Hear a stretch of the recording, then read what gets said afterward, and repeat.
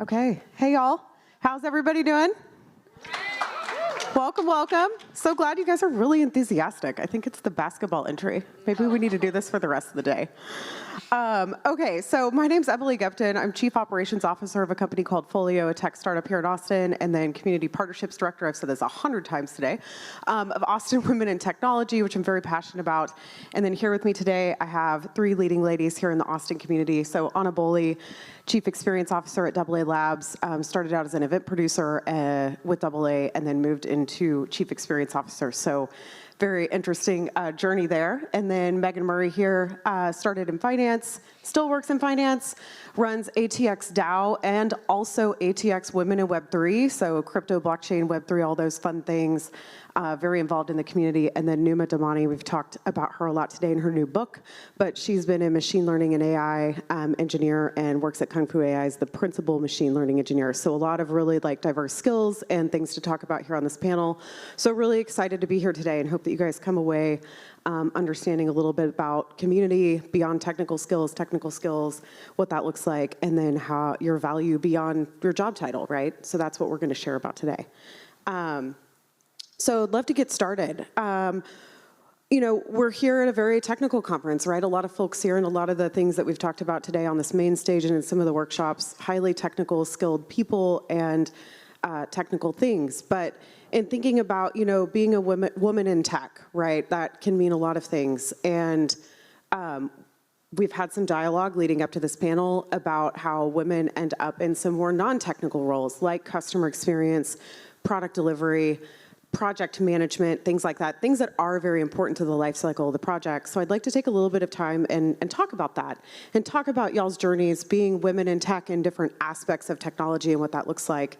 And yeah, let's get started. So Ahna, do you want to talk a little bit about your experience? Let's do this. All right, so my background is actually communications. I went to school for it and wanted to do more marketing and events, but somehow I kept always being drawn towards more technical fields. My first job was doing marketing events for an environmental engineering company. So learning all those EPA regulations, how do refineries work, these things that you really have to kind of dive into. And what I found that I liked was being the middle person and being the translator between super technical people and then the outside world that needs to buy our products or kind of learn about it. And so I think for a lot of women, that's kind of where we get stuck when we have more technically, focused minds, is becoming that translator. When I moved to the current company I'm in now, we did large events for, AT&T and Ready Player One and all these big, launch parties and events, but there was always tech at the base of it, whether it was AR, VR. We did a lot of things like mixed reality before it really came out on the market, and we're testing things. And so I got to see firsthand how that all kind of functioned, to be the one to kind of talk to our clients about why it was so important and why they needed to buy into it. So my experience is very much the sales side and being that kind of translator for tech into, the everyday life. I am not a technical person, resist it, actually. If I wait until my phone is way paid off and it almost has to break before I go get a new one. So I'm pretty much the opposite spectrum. Is I've always had this very specific skill set, being with a business management background and relationship management. I do outsource CFO services for banks, so I love me a good balance sheet. Man, let's talk cash flow statements. I am there for that. And I realized that that's probably a technical type of skill. So I realized this at some point. I was like, oh, it doesn't really matter what I'm doing it for. The actual effect is the same. There's revenue minus expenses is profit, period. So I started to then think about how I had that. Once I realized that that actually is a technical skill, I started looking at skills differently. And then I also started to realize that I can talk to people really easily, and so that kind of took me to my next 10-year journey in relationship management. So working with the C-suites at banks and wealth management companies, and really kind of being that liaison between the executive leadership and then my team, and never having any of the technical skills and having to learn things when there was a problem, because then I had to articulate it back to decision makers. And so then I really have kind of honed in on all that, and a lot of it just comes back to, I think this will be a common theme with this, is just reflecting on who you are, what you do, and I really started to take that as like, feeling like a little bored at some point, and I was like, might as well get my MBA. So I did that, and then I was like so used to working full time, studying, spending my time with like these educated professionals, loved it. And then when it was over, I like had a void, like I was missing something. So that's when I went to, that was in 2021, went to the Austin Women in Tech Galentine's, so right about 3 years ago. Yeah, awesome organization if you're in Austin. Austin Women in Tech, I cannot say enough good things. And I was like, whoa, my people. And then I just kept going. And so for me, like I guess my technical journey has always been very specific, but it always comes back to the community, finding that community, and then continuing to find it. And so that's when I really started digging into Web3, blockchain. I know nothing about like one chain to the next and like why one works cross-chain and one doesn't, but but there's other things I appreciate about like such a passionate industry that's focused on verifying, ownership and transparency and just making sure that information is accurate. Those were just like core principles where I was like, I can get on board with all this. So that's been my journey. And now you're on ATX Women in Web3. Plug. Woo. Okay. Numa? I actually went to Austin Women Tech Galentine's last week, and I had a blast. Like, I made so many new friends, and we're actually going to hang out, and I was like, this is incredible. So +1 to that. But my career has been very technical. So I'm a very technical engineer. I guess all engineers would be. But I went to school for physics, and then I went into tech, and I've been in data science and machine learning for the entirety of my career. And throughout it, I have spent a lot of time fighting to stay really technical. So I have been, I think I've seen so many women who have gotten pushed into like, project management or program management or even people management that I really wanted to spend my entire career coding. Like I was like, I want to be nothing but an IC. This is what my identity is. This is exactly what I'm going to do, because if I don't do this, some other man's going to come take my job from me. And I really like your point about looking at skills differently, because I've worked at really big companies. I've also worked at really small companies. And when you do that, you get to wear many different hats, and you also get to kind of develop an expertise in something, right? Because if you're working at really big companies, you're kind of working on a smaller problem, and it's something that you get to be really good at. When you're working at really small companies, you often get to wear many different hats and do a lot of things that you normally wouldn't get to do at bigger companies. So in addition to coding, I was doing things like strategy and management and a lot of client-facing work. And I think when I realized that, I can still be a technical person, and I can still leverage my skill set and bring in that expertise to be able to do this work, is really when I felt like my career options opened for me, right? So like right now, I'm a principal machine learning engineer at Kung Fu. I do not spend most of my time coding.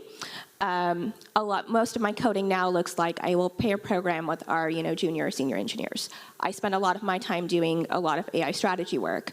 I lead like our AI governance practice. I help develop like offerings, and I end up in a lot of business development calls, while still being very technical. But I think it did require like a shift in my head where I was like, okay, I can still do that and be a technical person. Yeah, people talk a lot about the management lobotomy, where you move into a management role and all of a sudden you're not doing that weedy day-to-day work, but it doesn't mean that it's not all still relevant and giving you what you need to lead your team or to help your company move forward. And so you can still be I think we said this earlier, a woman in tech, even though you're not sitting there coding every day. So you don't have to lose that identity. And Numa, leading the team, can you talk a little bit about like how you transferred some of those skills, or like the transition into that from the technical, and maybe how you an example of how you applied the technical prowess to what you do today? Yeah. It was actually a very natural transition for me, because I genuinely really enjoy working with people. And I think having worked at really small companies, I got to do a lot of things that I probably wouldn't have gotten to do if I was just working at really big companies, right? Because I got to be on very client-facing calls. I got to, work on like grants. I got to work on like BD for a lot of the startups that I was working at. So I did develop the skill set to be able to do some of that kind of earlier on in my career. And then I think also being a woman in a very male-dominated field, I realized very early on in my career that I needed to take more ownership and I needed to take more initiative, because it can be really hard because you're often really overlooked as a woman in tech, right? So I think kind of the combination of all of that did actually put me into like a really good position to where I could actually go lead engineering teams. So right now, I do a lot of AI strategy work, and what that looks like is I'll have clients tell me all of their problems, and we'll try to figure out some good use cases and stuff for that. And we have strategists who work on exactly that too. But where I come in is I can actually help figure out what their technical architecture should look like. I can help them, optimize their current algorithms and help them kind of think of ways that they haven't been able to do that before. And that really comes directly from years of engineering experience. Yeah, totally makes sense. Ahna and Megan, you guys talked about kind of being translators, right? So can you talk a little bit about how you and your teams bridge that technical gap to the non-technical speak, and kind of what that looks like and who you see in those roles within your organization?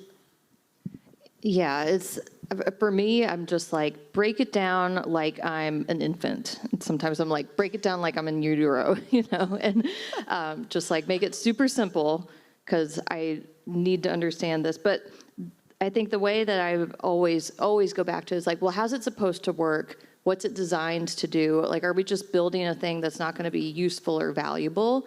That seems like a bad thing, so don't do it. But to me, it always just comes back to what's the function, who's using it, how are they using it, is it easy, is it intuitive? A lot of Web3 stuff is not intuitive, and it's a huge barrier for even just getting people who aren't used to that just to use things, because, I got to connect a wallet, and then I got to like send stuff from this to this. It's just, you lose people when things aren't easy. Why? Because we're used to iPhones and Google, and it's like, I can pay this merchant just with one click on my Google Pay. Like, why would I go through all these other hoops? So to me, it's always the usability and like, how is it designed, and does it do what it was designed to do? I find it really important to have someone that you can go to ask those questions when you don't want to feel stupid in a meeting. How many times have you guys been like, yeah, I know what that is, Google, or ChatGPT these days, right? And so having somebody within the technical engineering department that I can be like, hey, explain this to me just a little bit further, so that I know how to go sell this to my client. And it's super important to have those people. And if there aren't people in your company that are willing to do that for you, then you are not in the right spot, right? You should be able to co-work between your engineering teams, your sales teams, and your marketing teams. We get so siloed in the corporate world where they're like, no, this is my wheelhouse, I don't need to cross that line. But the more you work together, the better you are to make a product.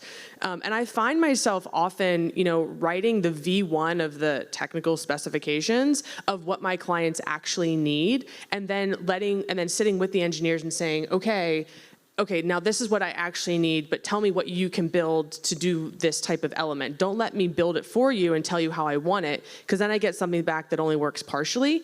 But they were like, oh, well, if you would have told me this, I would have built it differently. And so it's learning how to like communicate with that engineering department to actually get a good outcome and working together, versus saying, here's your specification, please code this for me, and then I get back something that's nowhere near correct of what my vision was, because of course they're not inside my head.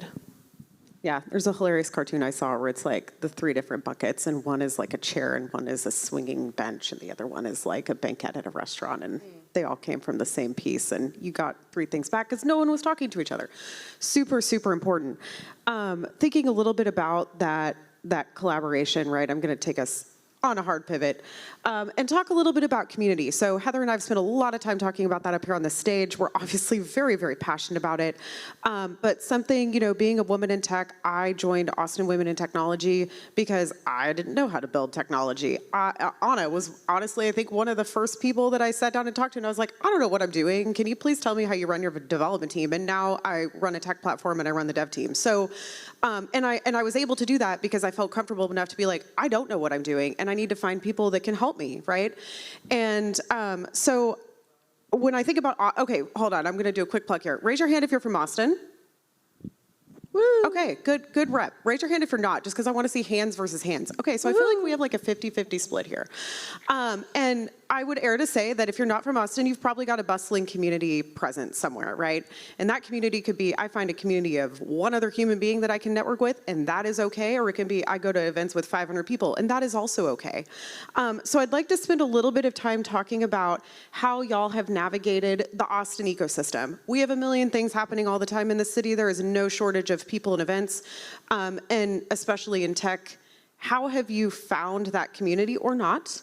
And what has that journey looked like for you? And then how has that brought value to you through your career transition and what you're doing today, and what that looks like as you guys have grown here in the city?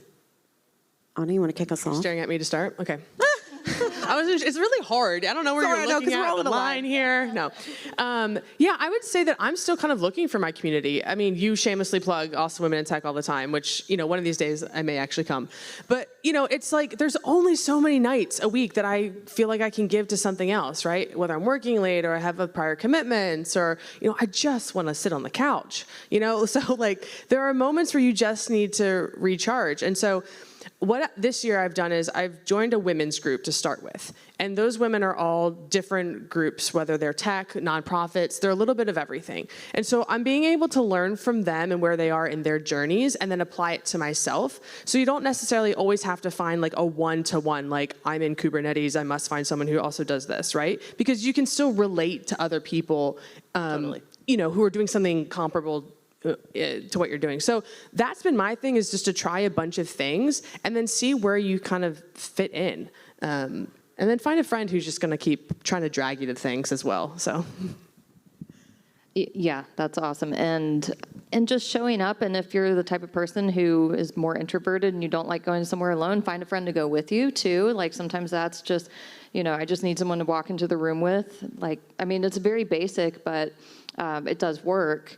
I guess for me, going back to seeing Austin Women in Tech for the first time, I was like, what are these people are like on it? Like everything was so organized, and just seeing it for the first time, I was like, yes, give me more. And then, going to my first like ATX DAO meetups, which is a blockchain networking group in Austin too. And just seeing like the passion, the intellect, and also the 95% dudes, stark contrast between the two. I was like, how do I take this from this and this from this? And that's when my co-founder and I started ATX Women in Web3, because a lot of it was just really kind of drawn from these two very successful inspirations, and kind of put them in a blender and see what comes out. And that was, I'm so bad at years ever since pandemic, but that was a while ago. And so now it's like this whole like ATX Women in Web3 has really taken off and continued to grow itself, just based off of people showing up and saying, I'm having a great time, here's something that I have that I can contribute. So someone coming to us and saying, I've got this venue space at my office, I'd love to host your group there. Or, hey, I know someone who is a sales rep for some hard seltzer company you've never heard of, but there's a million of. And so just really kind of say, okay, cool. Well, I guess we can throw a party if we've got these things, and how that has led to hosting art shows for digital native artists, how that has led to some, pretty sizable sponsored events that are surrounding like blockchain crypto conferences in Austin. There have been a couple, and how it really just started out. Sometimes it's just starting something, just showing up and seeing what happens. When we started ATX Women in Web3, it was literally Victoria and I put up on meetup.com of all places, like meetup.com. And just seeing like, okay, let's do an ATX Women in Web3 meetup at SoCo, South Congress hotel lobby bar, and like 30 people showed up. We were blown away, and so that was where we started. And it's really just like coming from going there, being part of it, and then seeing like, what do you have that you can contribute? Because that can be hard to find sometimes. And it just starts with like where you're at, like what's your offering? How can you fit into this ecosystem? As someone who's not got a traditional technical skill set, I do that a lot. I'm like, hey, who can I get on the phone for you? Or who can we talk to? So it's just figuring out where you can contribute. And even if you do have a really technical skill set, like, or even if you don't know what you can contribute yet, you'll figure it out. So don't be shy. If I have to say one thing, like, don't be shy and don't feel like you do have to know exactly what the experience is going to be like, or these massive organizations. Like, you can find things that are small and unique and based on like what you think might be interesting. Try it out. And also, if you don't like it, you don't have to come back. You can always try another one. It's true. And you don't have to contribute. You can just sit there. Yeah. Fact check. Numa. Oh, you've all added such good information that I'm like, I don't know if there's anything more I can add to that. Sorry. But I would agree with that. I would say go test out a couple of different communities. Bring a friend. I know it can be really hard to show up to a really large crowd when you don't know anyone. And if you can't find one, create a community. These ladies have.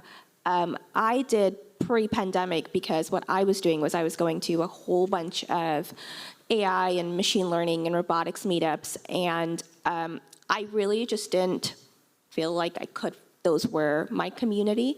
So I created one with a friend. And similarly, we put it on Meetup. We had, like, I think the first time, like, a good, like, 60 or 70 people show up, which was incredible. Meetup. By the end, we had, like, we were selling out because we would have, like, hundreds of registrations every time. So create a community if you can't find one. It could be small. It doesn't have to be on Meetup. You could just, get together in a living room with a friend and read a book or something. AI book, tech book. That's a really good point, though, because we often think of, like, I have to be part of this community, meaning, like, thousands of people. And, like, handful, 5, 10. It doesn't even matter. Like 2. Yeah, 2 is fine. You don't need 10 people. It sounds like you just have 2 in yours. That's okay. I'm kidding.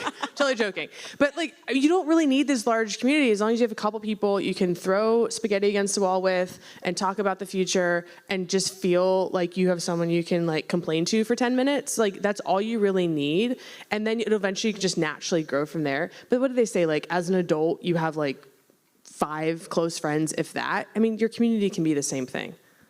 Yeah, sometimes it is nice to have that person or persons outside of work, right, that you can go to be like, hey, I have this problem, or I have this thing that I don't know how to navigate, or this boss that I don't know how to handle this interaction, whatever that is.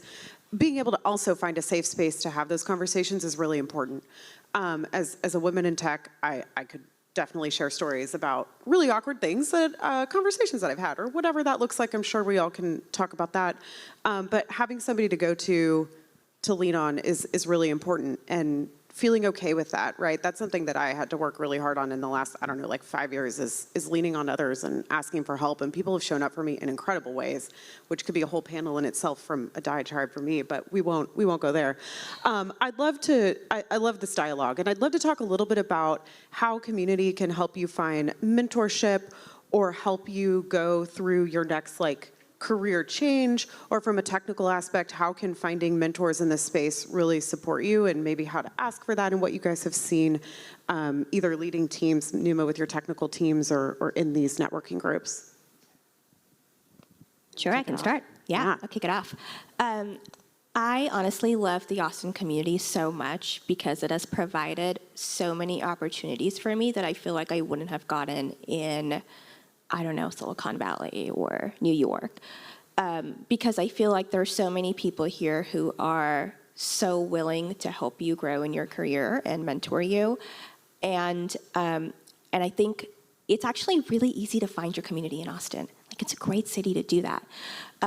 So I actually got my first job in data science and machine learning because of the Austin community.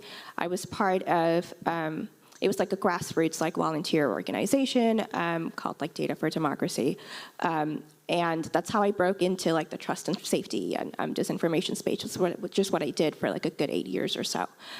Mostly because I met someone there who founded a company, and that's how I started working there. My current job right now, I got connected through the Austin community for that. Because of the Austin community, I actually got connected to someone, to a publisher, which is how my book happened. I think there's so much opportunity there within the Austin community, and I would really encourage you to go find some mentors. Forgot the last word. Yeah, mentors. I guess the best mentors are the ones who have been mentees, I think is the correct term. And you really start to learn about like when someone else has been that coach for you, that guide for you, and really the advocate for you too. There's a couple things that come up. First, I love the chain reaction idea. Like I think about that a lot because it's very on point with blockchain, right? You've got a chain on a link, and that's how the whole thing works, is because not one piece works, but because the whole thing works from point A to point B, and that's what it's designed to do. So just kind of interesting philosophical concepts that we can translate to our lives. It's like, okay, if, you know, my contributions to this thing is one piece of a bigger thing, and that's bigger than what I can contribute just on my own, what I can achieve just on my own as an individual.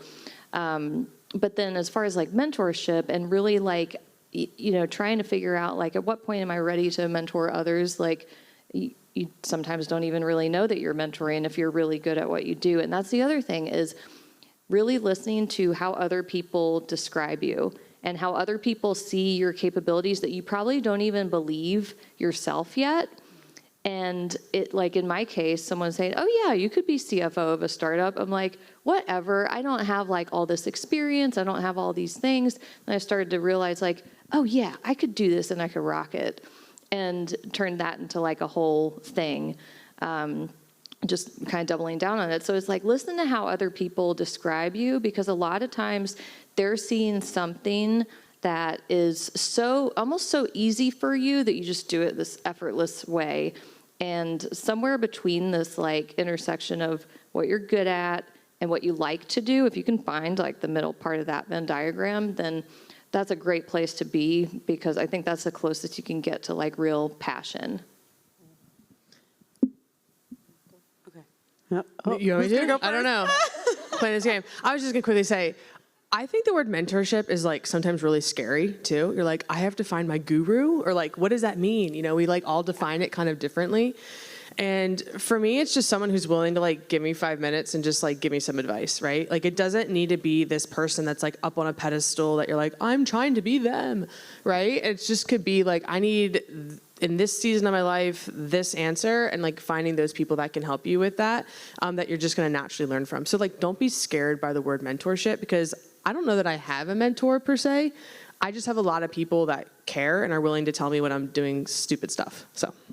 I mean, I remember we were sitting there at Easy Tiger, and I was asking you about development, and I would like. Was I mentoring you? 100%. Oh my gosh, guys, I was a mentor. And that was such like a casual conversation, but it was so powerful for me because I listened to experiences that I was going through in that moment, and I was like, oh my God, I feel so alone. Like I have no idea how to navigate this. And we were sitting there having coffee. I think we had met like 2 times or something before this. You're probably like, who is this crazy chick? And it was just amazing to hear that like somebody else had been on a really similar journey or had a similar experience or had to deal with a similar problem, and being able to help me navigate that was so powerful to me. And so, yes, I agree with you that mentorship doesn't have to be like, I signed up for a mentorship program today. But finding somebody who does believe in helping you propel forward is really important. And I would say that if you are a mentee and you are signing up for a formal program, or you are asking somebody to help you, please, please, please be engaged with them, right? Because that person is giving their time and energy to you, and if they're accepting that, they want to genuinely help you, but you do have to put in the effort to ask for help. So if you're in a technical role and you're like, how do I upskill myself? How do I learn the next step? How do I go into leadership or management? And you're having that dialogue, put in the effort, and they'll be, I probably would say guarantee that they'll put the effort back into you to tell you their experience and how that went down. So, Numa, do you have any like mentee, mentor experiences from a technical like landscape or people on your team now that you've kind of mentored through navigating being a woman in tech or more technical skills? So there's, we actually unfortunately don't have too many women engineers, which is so sad and heartbreaking. But we had an intern who was like a machine learning engineer. They intentionally put her on all of my projects so we could work together. And her mom actually reached out to me and told me that she was like, I want her to grow up and be just like you because she has learned so much from you, no pressure. Which was so sweet. I was like, oh my God, all I did was like talk to you about, like all we did was have conversations about, yes, it is actually really hard to be a woman in tech. Yes, you are probably getting overlooked. Let's talk about how you can use your voice. Let's talk about like when it's actually okay for you to, raise your hand in a meeting and say something, which it's all the time, right? So there should be a clap for that. Woo! Yes. Thank you. And it's just how do you take up that space when you are a woman in tech? And that's literally all we did. Like I guess we pair programmed a bit, but most of it was just, let's talk about how to navigate the space. We hired her. She's officially started working with us this month. And I love her, and she's great. That's wonderful. My brain just had a brain thought, and then I got distracted by the fact that you guys hired her, and I got really excited, and now I don't remember what that brain thought was. No, it was really good, though. It was. I guarantee you. That's really great, because it just goes back to like being there for somebody and giving them a space to lean on and supporting them, and I think that we've heard that throughout. So something else that we wanted to spend a little time talking about today is, we're here at a very technical conference, right? How many folks here are in a deeply technical role? Like you're coding? Okay. I see one lady hand. Is that accurate? No, there were a few. There are a few lady hands going up? We got like one, we had like two over here. We had like a 3, the lights 4 are blinding, over here, little 5. Okay, great. Thank you for that. And I see you. I can see you, I think. So we'd like to spend a little bit of time today talking about your value beyond your role, right? Because a lot of us and I know when we were like deep in product development, I was like super weedy. All my attention was on like that, right? And feeling running a startup is bananas. So you really, your identity kind of becomes that at times. And so we wanted to spend some time talking about your value beyond your job role and your job title and what that looks like. And I think that ties into community and finding the balance of your life and things that you're interested in and how that interplays with your work. So I'd love to talk a little bit about that, because for me, AWT, so I'm on the board of that, and I'm super passionate about people and networking and talking to people and meeting people and figuring out what they do and where I can plug them in, and that just like fills my cup. That is radically different from what I do my day-to-day running Folio. So let's talk a little bit about that and y'all's experience finding your identity as you've navigated your careers beyond your role. Megan, do you want to kick us off? Oh, heck yes. I love this topic. You are more than just your job, period. End of story. And we are so conditioned in this like, oh, hey, what's your name? Oh, I'm Numa. Oh, I'm a fill-in role here, right? Where it's like it's the second question you ask someone other than their name. What do you do? Okay, well, I do a lot of things. I'm part of a lot of things. Like, I don't just fit in one single box. None of us do. We're just conditioned to think, I'm a program manager. I'm a product designer. I'm a UX designer. That's not all that you do. So I think it was separating like that from your identity just has to start with that awareness that you're more than just one thing. You might be, you're part of a neighborhood. You might be a runner. You might have like a running group. You might be part of AWT. I'm going to keep plugging this thing until you guys go. And, but you're so many more different things. So like beyond the job, that's just, to be honest, I can understand like how we've come into this like societal, like whatever you want to call it, default, I guess, because that's how we sustain our lives, right? Like most of us like how, whatever our job is, that allows us to do things like be community director of partnerships for AWT, because like we can put our channel into something that we're super passionate about because our bills are covered, our car's paid off, whatever.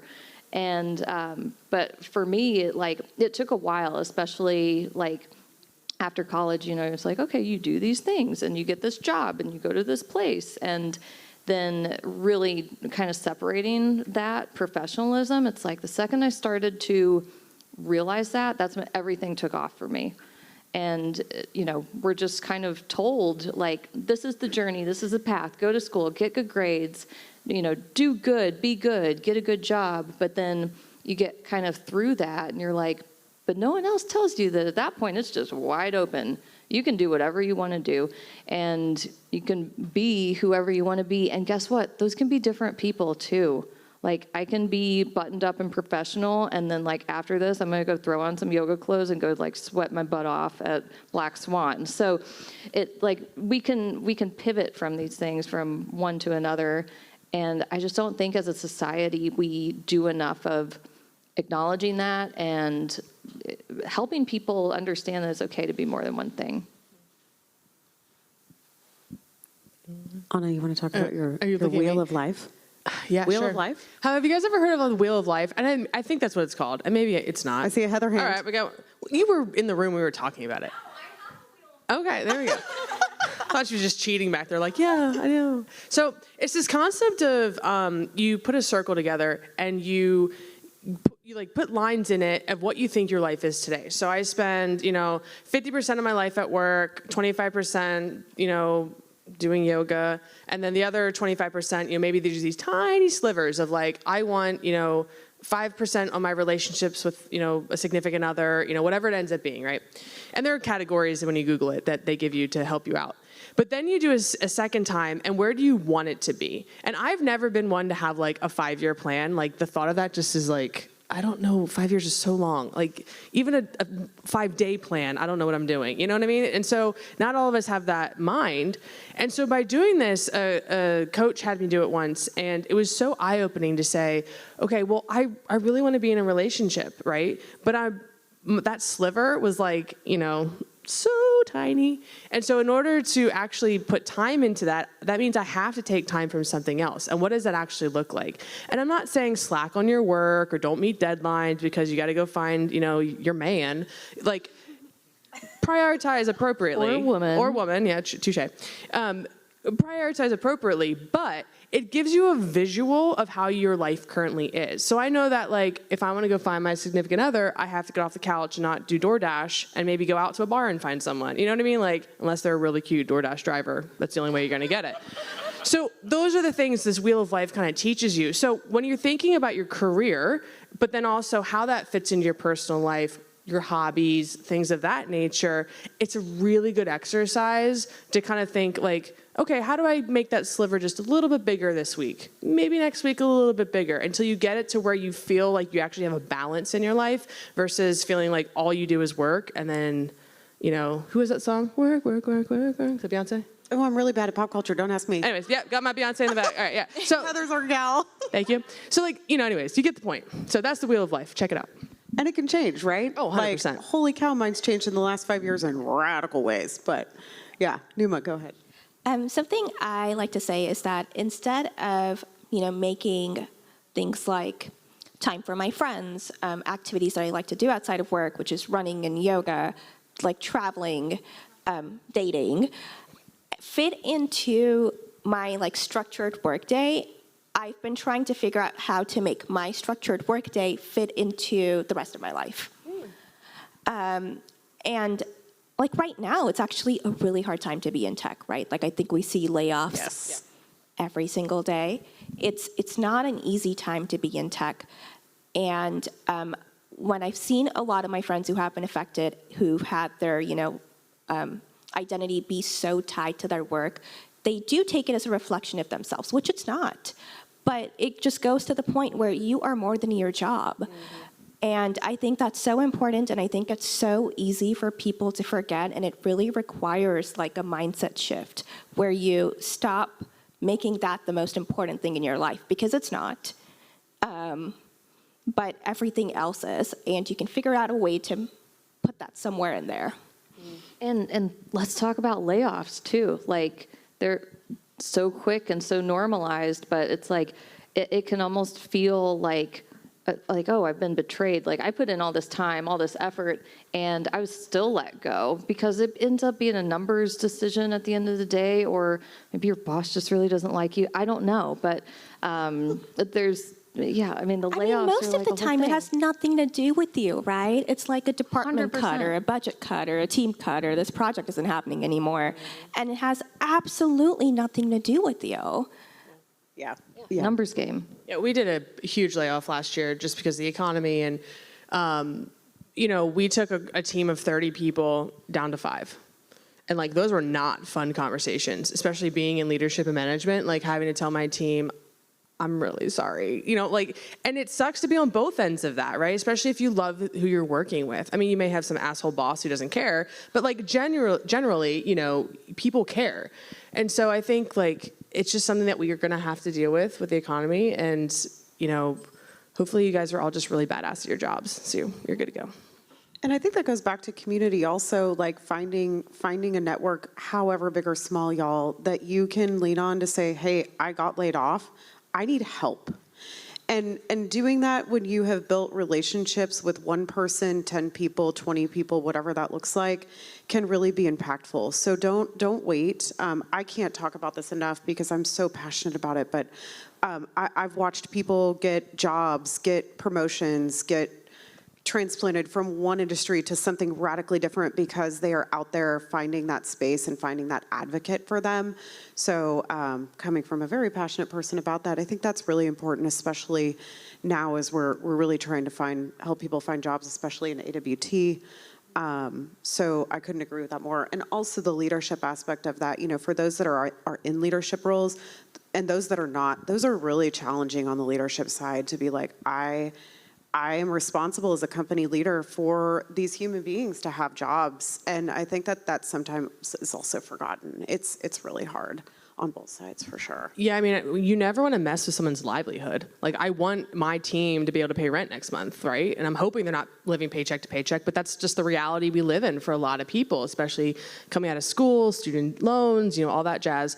And so, it definitely hurts. And so, we do our best to like soften the blow, but there's only so many ways you can say, I'm sorry, I have to let you go, I don't know.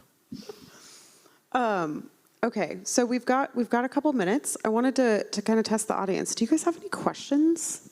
Because I want to make sure that we do answer questions if anybody has them. And I'm coming with the mic. Sorry, Heather, that was like something that you were probably not expecting. So here for it. And to let you know, I just looked up my wheel of life from January 2023, and I've got thoughts, so hold on. How are you doing is what I want to know. Okay, cool. Okay, so I'm from the technical side of the organization, support and consulting. And from my side of the world, the administrative and leadership teams all look like this black box that happens far away. And I've also heard feedback, it's the same the other way. The non-technical people look at the engineers and they're like, oh, they're over there, right? So I value the connections I've been lucky enough to accidentally find myself in with, non-technical parts of the business that are super important. Mm-hmm. But how do you actually encourage those kinds of connections? Inspire that culture, but also just be like, hey, I'm here and I care about the things that matter to you as well, right?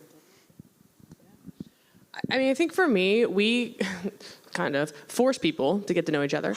We said, come to a ranch in Texas, and you're going to meet each other for 3 days, and you can't go anywhere. And so in some ways, because we were a smaller team, we could do that, right? You're not going to get that out of Google where you can just like cross the line. There's too many people. So there is some of that of having some type of meetup or lunch or something where you can actually get to know the people across the room. The other thing is, it's kind of scary because a lot of engineers don't have their lights on in their office because they like to code in the dark.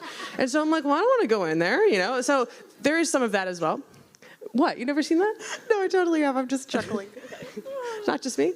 So I think first off is you have to create these moments to actually get people to meet each other, because generally you're not going to go walk up to Bob and be like, Bob, I want to get to know you, like, unless you're that type of personality, and it's usually very abrasive. So you have to create those moments that are going to get people to start talking to each other, and then, you know, you can ease your way into kind of bridging that gap. But I agree, companies need to do it more often. I think you're going to have a better product and be so much more efficient. Well, and never underestimate the power of water cooler talk. Like, just, oh, hey, what do you do outside of work? Or like, try it. I have noticed too, even when I'm just like walking the dog in my neighborhood, like 95% of the time, I'm the one initiating the, hi, good morning. Or like, no, people just don't do that. And it's like funny when, so you stand out, first of all, just by doing that. Hey, how are you? Or like, what do you have going on this weekend? What did you do last Tuesday? I don't know. Because people just don't do that. So it's so basic, but it's super effective. I think people also want to know that you like genuinely are interested. You have a genuine interest in what you're asking. And I approach I'm like the guy that's like, hey, or the gal that's like, hey, Bob, I'm that person. Yeah, you would have scheduled Bob's calendar. But yeah, I think it's coming from a place of genuine interest, right? And having some dialogue. And that's not everybody's jam. So that can be hard to do just depending on your personality. But I think that helps open those doors of conversation. Numa, go ahead. Yeah, I'm also the person who would do Hey Bob because I have done that. So when I started in my current role, I was very frustrated myself because delivery and I guess like sales just didn't really talk to each other. And we're a consulting firm, like we need to. Like this is how are we going to deliver products without doing any of that? So I totally Hey Bobbed a bunch of people and put 30 minutes on their calendar so I could talk to them. And I was like, great, okay, this is how you feel too. This is helpful for me to know as an engineer that you don't know what I do. And now every Friday, I actually lead like a session every hour. Like it's like lead an hour-long session on like different like engineering topics or projects, and we spend like time discussing what we're doing. And it's really nice because we get to hear a lot about how they sell these things, and we get to talk about how we deliver these things. So you should totally Hey Bob some people. It's also not about like, what you can get out of that relationship, because I think so often when someone comes to me, they're like, hi, how are you doing? Okay, I need you to do this for me. Like, can you write me this report? And it's like, when you see someone coming, you like run the other way. And so making sure that like you're coming off across that this is a genuine, that's the word, relationship like you're talking about. Yeah. Like you have a question that's not, give me that report yesterday, please. Yeah. Like Slack them, just like tell them what you want to talk about, and it's just to get to know them better. So question for the audience, how many of y'all are remote? Like 100% only, you never like see other people with work? Okay, what about hybrid? In person? Oh, okay. So wildcard question for the group. How do you Hey Bob if you're fully remote and you aren't in person at all? Okay. Yeah, you Slack them. It's easier than like going up to someone and talking to them too, right? And you know, you can be really respectful. You could be like, hey, I would love 30 minutes of your time in the next 2 weeks. Is it okay if I put something on your calendar? This is what I want to talk about. And I think you can do it in a very respectful way. I think you could do it where it's only like, you know, a 25, 30-minute thing. And I would be very upfront with, this is what I want to talk about. They don't have to come prepared. It would just be a very casual conversation learning what they do. Oh, and if you're writing a long email, that better be a meeting. Like that's the litmus test to me, is like, could this meeting have been an email, but also vice versa? If this is like, you know, just like a quick thing, but if it's something more thorough, like you get answers so much faster just by talking like real time. So just figure out the difference between an email and a meeting. It's important. And I think the leadership takeaway here is that cross-collaboration and really making sure that your teams understand what the others do, how that delivers success to your customers, because your customers are the ones that are paying your bills, right? So got to make sure that your teams understand all of the pieces going into that, and making sure that they come together to understand that technical aspect versus not technical, and people don't feel like they're looking at black boxes unless they're in the dark coding. Okay, do we have any other questions? Hi. Oh, Jess. Hey. So I work in recruitment, well, we all do, as AWT probably know me quite well now. And I work to get more representation within the engineering and product space. As with all these layoffs and budget cuts that we're seeing, DEI is usually the first to go out the window. And as you mentioned, Numa, that your technical team there's not many women in the team. How do you navigate those conversations, especially in times like now that it still should be a priority, not only because it's the right thing to do, but also like business decision-wise to have that diversity in the team? So I think I'm actually really lucky to be in a space right now where they understand the importance of it, but they have a really hard time attracting a lot of females. And that I think just really comes from when you have like an all-male founder team and you've always only seen like all-male at the company who are leading engineering teams. It's really hard, right? Like usually when I interview and it's an all-male panel, that's a red flag for me. Like I won't actually continue that interview. And because people it's just so hard because people will want to pattern match, right? They're like, I want to see people who look like me in roles like this because that tells me that I can also move up and do things like this. So I think it's not only just letting leadership recognize how important that is, but then also finding a way to retain that talent. So I've had many interviews, so we're hiring right now, and I've had so many interviews with people where they've been like, oh, it's so great to see a women engineer because we, always thought this was a really great company, but we only ever saw men there. So like part of that, I think, is actually having women in those roles so you can get more women like them.